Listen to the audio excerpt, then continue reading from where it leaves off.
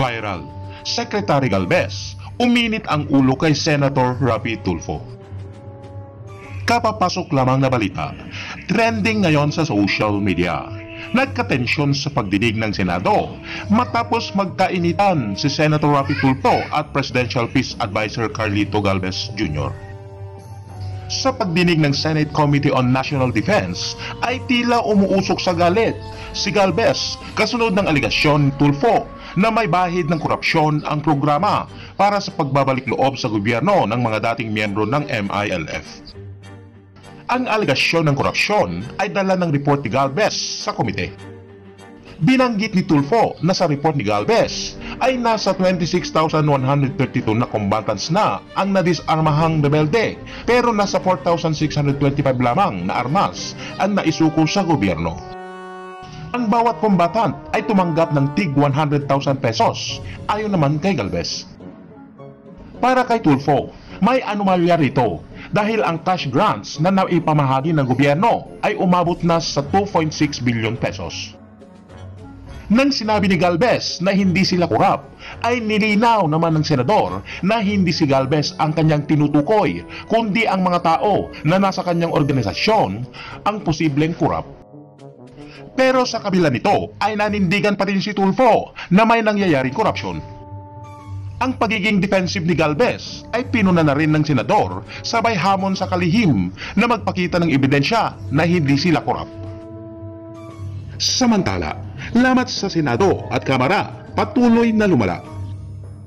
Isang resolusyon ang ipinasa ng Kamara na naghahayag ng matibay na suporta sa liderato ni House Speaker Martin Romualdez.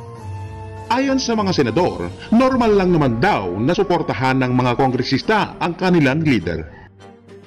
Pero ang sabihing biktima raw ang Kamara ng intense assault o atake mula sa Senado, mariin nilang pinalagan.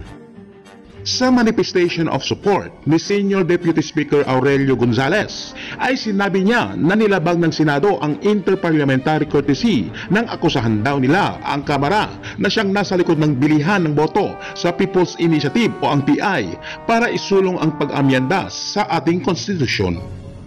Ang paratang na ito ng Kamara ay agad na sinagot ng liderato ng Senado. Kaya kung feeling assaulted sila, how if the committee is just doing its duty? The Committee on Electoral Reforms is just doing their duties. Very clear that the last two hearing the facts have come out, ayon kay Senate President Senator Juan Miguel Mig Zubiri. Ilang beses na nga bang lumabas sa pagdinig ng Senate Committee on Electoral Reforms na may kumpas ni House Speaker Romualdez ang maanumalyang PI. Ito nga ay base na rin sa mismong pahayag at pag-amin ng mga resource person at testigo na naimbitahan sa naturang pagdinig. Sa naging pagdinig nga ng parehong komite sa Davao City ay tahasang itinuro ng mga testigo ang PBA party list ni Congresswoman Migs Nograles na siyang nangunguna sa pangangalap ng mga pirma sa iba't ibang barangay kapalit ng pangakong ayuda. Sa kabila naman ng hiling na ceasefire ng Kamara at ang pahayag ng suporta ng mga congresswoman kay Speaker Romualdez ay ipagpapatuloy pa rin ng Senado ang investigasyon. Ayon kay Senator Amy Marcos, kailangang magpakita sa Senado si Atty. Anthony Abad na siyang signatory sa ipinapaikot na PI forms. Ang budget naman na ginamit para sa EDSA Puera TV ad ng PI na nagkakahalaga ng 55 million pesos ay kailangan rin daw ipaliwanag. Pero si Senador Jinggoy Estrada, na una nang nagbolontaryo na mamagitan sa Senado at Kamara, ay nanawagan kay Pangulong Bongbong Marcos na pumagitna na rin para humupa na ang tensyon.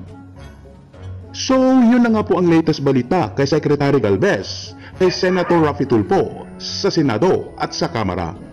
Para sa inyong mga reaksyon at mga komento, please comment down below, i-like at i-share ang aking mga videos, paki-subscribe na rin po ang aking channel. Maraming salamat po.